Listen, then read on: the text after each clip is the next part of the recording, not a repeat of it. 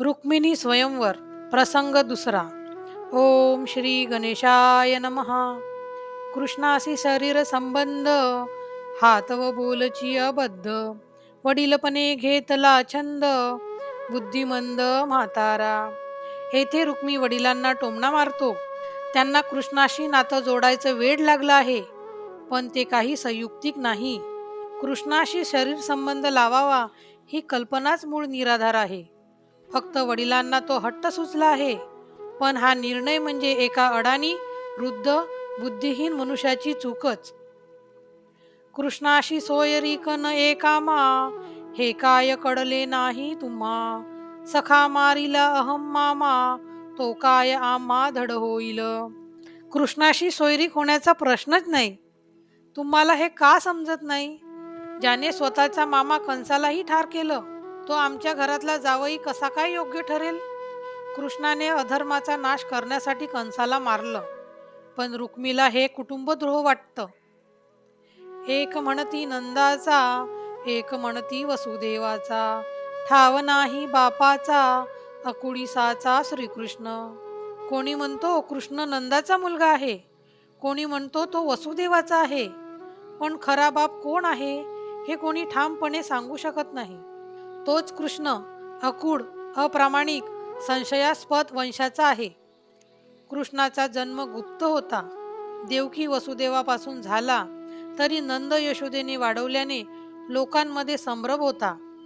ह्यालाच रुक्मी दोष मानतो. मुळींचा नाही जन्मपत्र, कवण जाणे कुळगोत्र.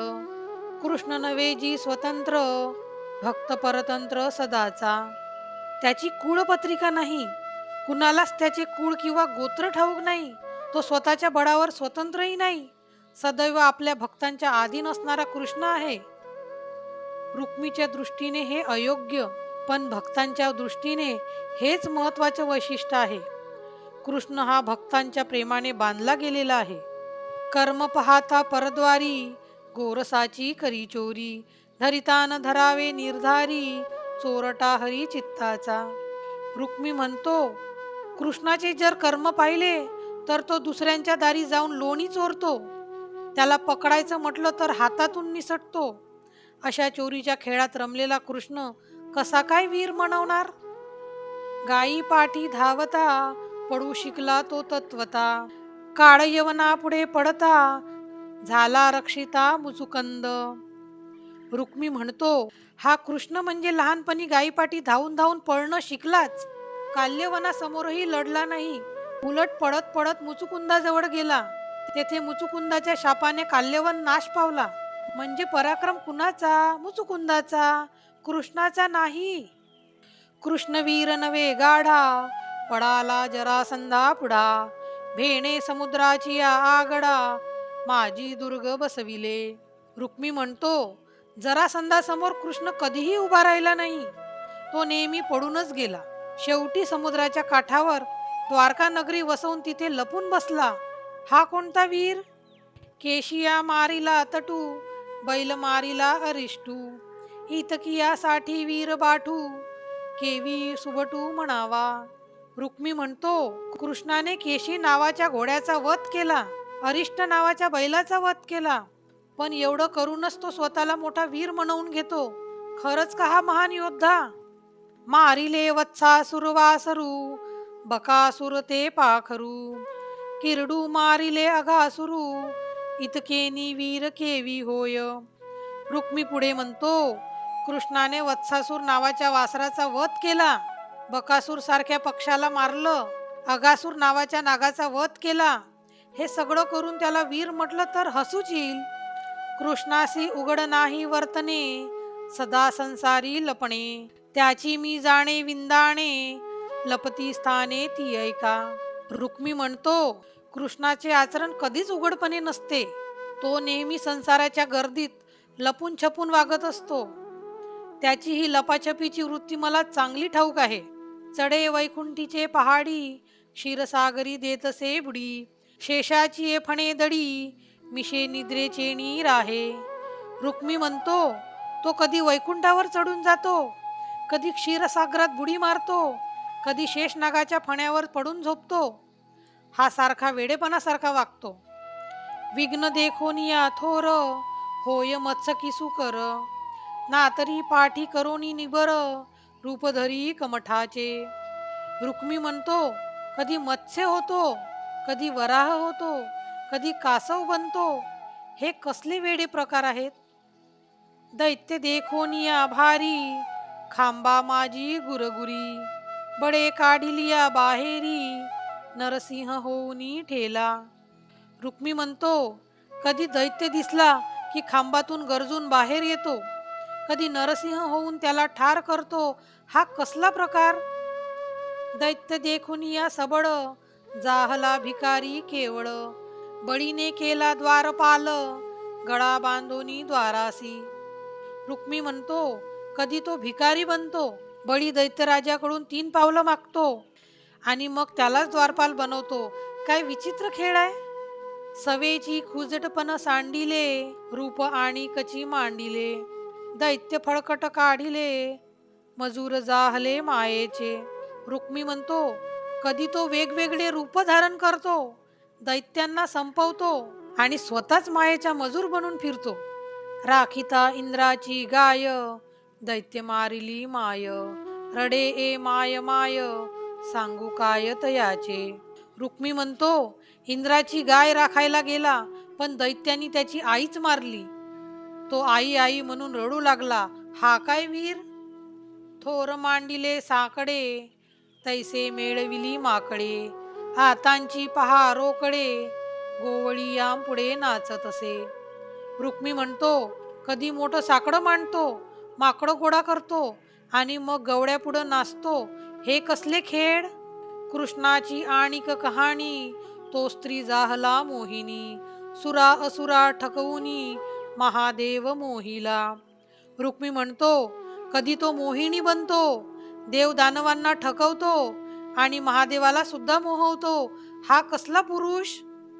शेकी जाहला माळसा, वास केला त्यानी वासा, त्याचेनी धर्मे राहू कैसा, रविचंद्रासी लागला. तो कधी म्हाडसा म्हणजे शंकराचा जावई होतो, त्या घरात राहतो आणि त्याच्या धर्मानं तर सूर्य चंद्रालाही डाग लागतो. हा काय देव.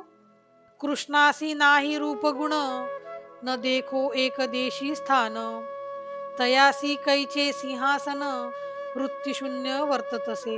रुक्मी म्हणतो, कृष्णाला ना रूप आहे ना गुण आहेत, तो कुठे एका ठिकाणी टिकत नाही. अशा अस्थिर वृत्तीशून्य माणसाला सिंहासन कसले. कृष्णासी नाही देहाभिमान, कदा नेने मानापमान, तयाचे गांठी कैचे धन, भाजीचे पान खातसे. रुक्मी म्हणतो, कृष्णाला देहाचा अभिमान नाही, त्याला मान अपमानाचं काही कळत नाही. त्याच्या हाताला कसले धन, तो तर फक्त भाजीची पानं खातो. कृष्णाचा भाव एक, नवे स्त्री पुरुष ना नपुंसक, पाहता निश्चयो एक, नवे निष्टंक निर्धारे. रुक्मी म्हणतो, कृष्णाचे स्वरूप काही कळतच नाही. तो स्त्री आहे का पुरुष की नपुंसक, पाहिलं तर गोंधळच गोंधळ दिसतो.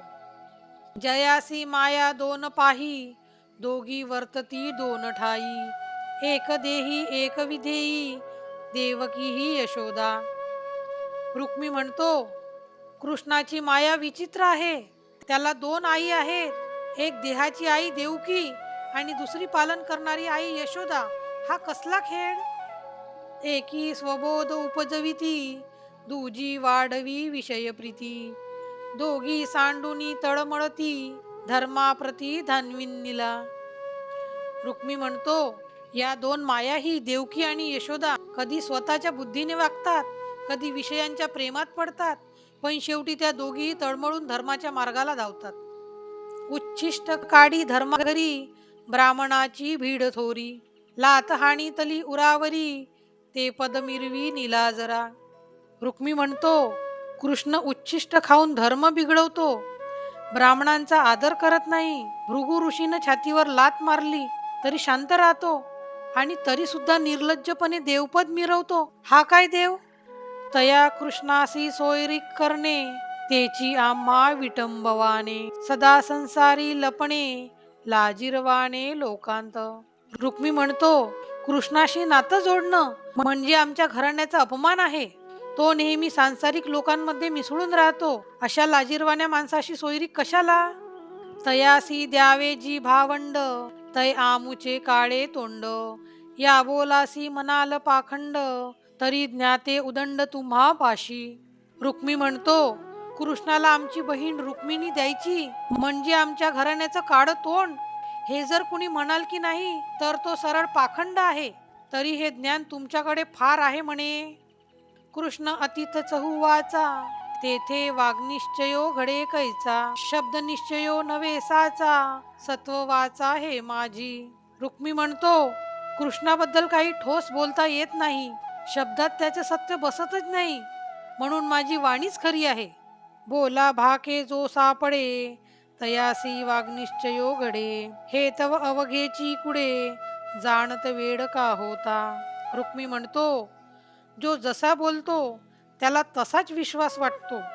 पण हे सगळेच लोक कृष्णाबद्दल बोलतात म्हणून ते सारेच मूर्ख आहेत. कुळकर्माचा अंतू, आपणा सकट सकळांचा घातू. करणे असेल जीवा अंतू, तरी कृष्ण नातू वरावा. रुक्मी म्हणतो, जर कुळ परंपरा कर्म आणि सर्वांचा नाश करायचा असेल तर तो कृष्णच योग्य आहे. जैसे निज तत्व निर्मळ, तैसा राया राहे निश्चळ. कुळाभिमानी सबळ, देह संबंध मी जाणे. रुक्मी म्हणतो, निर्मळ तत्व जसं स्थिर असतं तसं राजाही निश्चल राहावा. कुळाचा अभिमान, देहाचं नातं हेच मी जाणतो. जन्म कर्म कुळ गोत्र, ऊच नीच वर्ण विचित्र. कर्माचे जे कर्मतंत्र, जाणता स्वतंत्र मी ऐकू. रुक्मी म्हणतो, जन्म कर्म कुळ गोत्र वर्ण हे सारे नियम मीच समजतो. कृष्णाला यातलं काहीच ठाऊक नाही. तो स्वतंत्र आहे असं म्हणणं हे चुकीचं आहे. शरीर संबंधाचे कारण, घटित आहे मज आधीन. प्रकृती पुरुषा पाणी ग्रहण, माझेणी जाण होतसे. रुक्मी म्हणतो, शरीराचे नातेसंबंध विवाह वगैरे हे सर्व माझ्या हातात आहे. प्रकृती पुरुषाचं एकत्रीकरणही माझ्या निर्णयानेच होतं. वचन ऐका प्रबळ, चैद्य देशी भूपाळ. महाअभिमानी शिशुपाळ, सोयरा केवळ तो आम्हा. रुक्मी म्हणतो, आमचा खरा सोयरा शिशुपाल आहे. तो चैद्य देशाचा राजा आहे. तो अत्यंत सामर्थ्यवान व अभिमानी आहे. शरीर संबंधाचे घटित, तयाशीचे आहे निश्चित. तुम्ही बैसले ती पंडित, उचितानुचित विचारा. रुक्मी म्हणतो, आमचा ठरलेला शरीराचा विवाहाचा संबंध हा शिशुपालाशीच आहे. तुम्ही सारे पंडित बसलेले आहात तर विचार करा, योग्य अयोग्य काय. कर्मकांडीचे वेदपाठक, बोलावनी ज्योतिषी गणक. वाग्निश्चयाचे वाग्जाळीक, शास्त्रे शाब्दिक सोडिली. रुक्मी म्हणतो, आम्ही वेदपाठ करणारे कर्मकांडी बोलावले, ज्योतिषी गणक बोलावले, वाग्निश्चय करणारे शास्त्रज्ञ बोलावले. सर्वांनी शास्त्रावरून सांगितलं की शिशुपालाशीच विवाह योग्य आहे. मेळा पांचा पंचकांचा, शब्द निश्चयो तेणे साचा. साभिमान गरजे वाचा, सोयरा आमुचा शिशुपाळ. रुक्मी म्हणतो, पंचकांची चर्चा झाली आणि शब्दगणिताने ठरलं की शिशुपालाशीच विवाह योग्य आहे. म्हणून मी अभिमानाने सांगतो, आमचा खरा सोयरा शिशुपालच आहे. रुक्मिणी काया म्हणे वाचा, निश्चय केला श्रीकृष्णाचा. बाहेर वाग्निश्चय शब्दाचा, शिशुपाळाशी रुक्मिया. रुक्मिणीने आपला शरीर मन आणि वाचा या तिन्ही मार्गांनी ठाम निश्चय केला होता. मी श्रीकृष्णालाच पती मानते. पण बाहेर रुक्मी मात्र वाग्निश्चयाचे शब्द शिशुपालासाठी करत होता. लग्नपत्रिका पाहता डोळा, एक नाडी जी शिशुपाळा. कृष्ण नेईल भीमकबाडा, यासी अवकडावरील. लग्नपत्रिका पाहताना असे दिसत होते की शिशुपालाशी एक नाडी जुडते. पण खरे पाहता कृष्ण हा बलाढ्य भीमकाय वधूला नेईल अशी स्पष्ट छाया दिसत होती. वर शिशुपाळा ऐकता, दचकली ते राज दुहिता. जैसा सिद्धासी सिद्धी लाभ होता, कुठे अवचिता अंतराय. जेव्हा शिशुपालाचे नाव वर म्हणून ऐकले तेव्हा राजकन्या रुक्मिणी चकित झाली. जसा सिद्ध योगात अचानक अंतराय येतो तशी तिची अवस्था झाली. कवण उपासू गे देवता, कवण कवणा जावे तीर्था, कवण नवस नवसू आता, कृष्णनाथ प्राप्तीसी.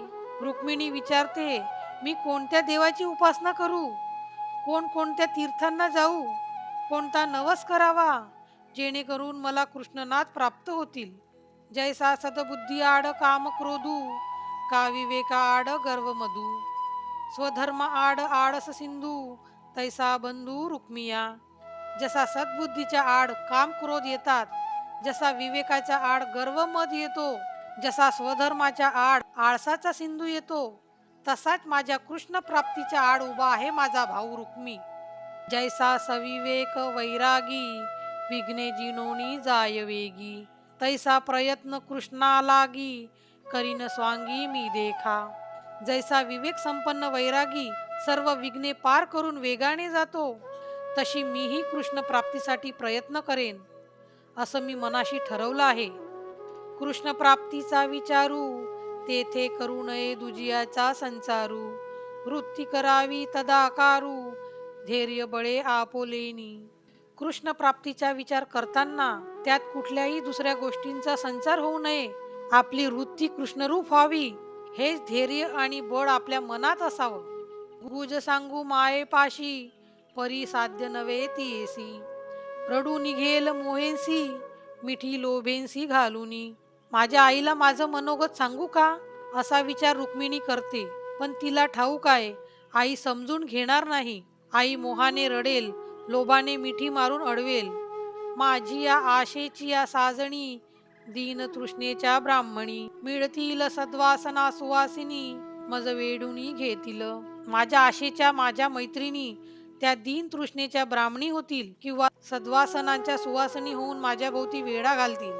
येथे रुक्मिणी म्हणते, मैत्रिणी मनाच्या वृत्ती दोन प्रकारच्या आहेत. दीन तृष्णेच्या ब्राह्मणी ज्यात सतत इच्छा तृष्णा निर्माण करतात, सद्वासनांच्या सुवासिनी ज्यात शुभ वृत्ती आहेत भगवंताकडे नेणाऱ्या, दोन्ही एकत्र वेढून धरतात. तेणे होईल थोर शब्दू, ऐकेल अभिमानिया बंधू, कृष्ण प्राप्तीसी अवरोधू, सबळ क्रोधू उपजेल. जर मी हे गुपित बोलून दाखवलं तर माझा अभिमानी भाऊ रुक्मी ते ऐकेल, तेव्हा कृष्ण प्राप्तीच्या मार्गात मोठा अडथळा येईल, कारण त्याच्या मनात सबळ क्रोध निर्माण होईल. ऐसे विचारुनी जाण, निज भावाचा ब्राह्मण, आप्त पाचारीला सज्ञान, अतिगहन विवेकी. रुक्मिणीने असे सखोल विचार करून ठरवले की माझ्या अंतःकरणातील निज भावाचा दूत म्हणून योग्य ब्राह्मणाला बोलवावं. तो ब्राह्मण अत्यंत सज्ञान, विवेकी, गहन विचार करणारा असावा. कृष्ण प्राप्तीचा सद्भावो, यालागी तो सुदेवो, कृष्ण प्राप्तीसी धाडीला पहाहो, निजपत्रिका देवोनी. कृष्ण प्राप्तीच्या तीव्र इच्छेमुळे रुक्मिणीने सुदेव नावाच्या ब्राह्मणाला बोलावले. स्वतःचे मनोगत सांगणारी निजपत्रिका म्हणजे प्रेमपत्र देऊन त्याला कृष्णाकडे धाडले. 7 श्लोकांची व्युत्पत्ती, उपाव भाव आर्तकीर्ती, विवेक निश्चयो निजभक्ती, कृष्णासी विनंती पाठविली. त्या पत्रिकेत 7 श्लोकांची रचना केली होती. रुक्मिणीने 7 श्लोकांत आपलं सर्वस्व उलगडलं होतं. आर्तता म्हणजे दीनता, उपाव म्हणजे साधन, विवेक म्हणजे जाण, निश्चय म्हणजे ठाम श्रद्धा, भक्ती म्हणजे पूर्ण आत्मसमर्पण. त्यात उपाव, आर्तभाव, कीर्ती, विवेक, निश्चय, भक्ती सगळं एकत्र होतं. त्या शब्दातून कृष्णाला विनंती पोचवली. एका जनार्दनी मन, श्रोती व्हावे सावधान, प्रेमपत्रिका लेखन, अनुसंधान भीमकीचे. हे जनार्दना, हे श्रीकृष्णा, माझ्या पत्रातील प्रत्येक शब्द तू सावधानतेने ऐकावा, कारण या प्रेमपत्रात माझ्या हृदयाचा संपूर्ण ध्यास गुंफला आहे. सारांश असा की ही रुक्मिणी स्वयंवराची कथा आपल्याला 2 महत्त्वाचे शिखा शिकवते. एक म्हणजे व्यक्तीचे अंतःकरण आणि निश्चय, आणि दुसरे म्हणजे सामाजिक व कुटुंबीय दबावांपासून स्वतंत्र निर्णय घेण्याचे महत्त्व. रुक्मी आपल्या भांडणात्मक आणि कट्टर दृष्टिकोनातून कृष्णावर दोषारोप लावत राहतो. तो कृष्णाच्या जन्माची गुप्तता, बाललीला, विविध अवतार आणि चमत्कार तसेच भक्तांसोबतचा त्याचा संबंध अयोग्य ठरवतो. रुक्मिला कृष्णाचे गुण स्पष्ट दिसत नाहीत. त्याला फक्त परंपरेच्या चौकटीत विचार करता येतो. तो रुक्मिणीला शिशुपाळाशी विवाह करायला भाग पाडतो. धार्मिक विधी, ज्योतिषी व शास्त्रज्ञांच्या आधारावर आपला निर्णय योग्य असल्याचा ठाम दावा करतो. परंतु रुक्मिणीच्या अंतःकरणात ठाम श्रद्धा, निश्चय आणि विवेक आहे. ती कृष्ण प्राप्तीसाठी धैर्याने, प्रेमाने आणि भक्तीने प्रयत्न करते. तिने आपल्या मनाचा संदेश ब्राह्मण सुदेवाकडे पाठवून 7 श्लोकातून आपले मनोगत व्यक्त केले. आर्तभाव, विवेक, निश्चय आणि भक्ती यांचा संगम. रुक्मिणीच्या या निश्चयाने दाखवून दिले की बाह्य दबाव आणि समाजाच्या अपेक्षांपेक्षा अंतःकरणातील सत्य आणि धैर्य अधिक महत्त्वाचे आहे. व्यक्तीचे अंतःकरण, प्रेम आणि भक्ती बाह्य अडथळ्यांवर विजय मिळवू शकतात. तसेच योग्य निर्णय घेण्यासाठी आपली स्वतःची विवेकशक्ती आणि श्रद्धा कायम ठेवा. ही कथा आपल्याला शिकवते की सत्य, निष्ठा आणि धैर्य ही शक्ती असतात, जी समाजाच्या आणि कुटुंबाच्या दबावावरही टिकतात. इति श्रीमद्भागवते महापुराणे दशमस्कंदे हरिवंशसंहिता सम्मते रुक्मिणी स्वयंवरे द्वितीय प्रसंग. श्री गोपाल कृष्णार्पणमस्तु.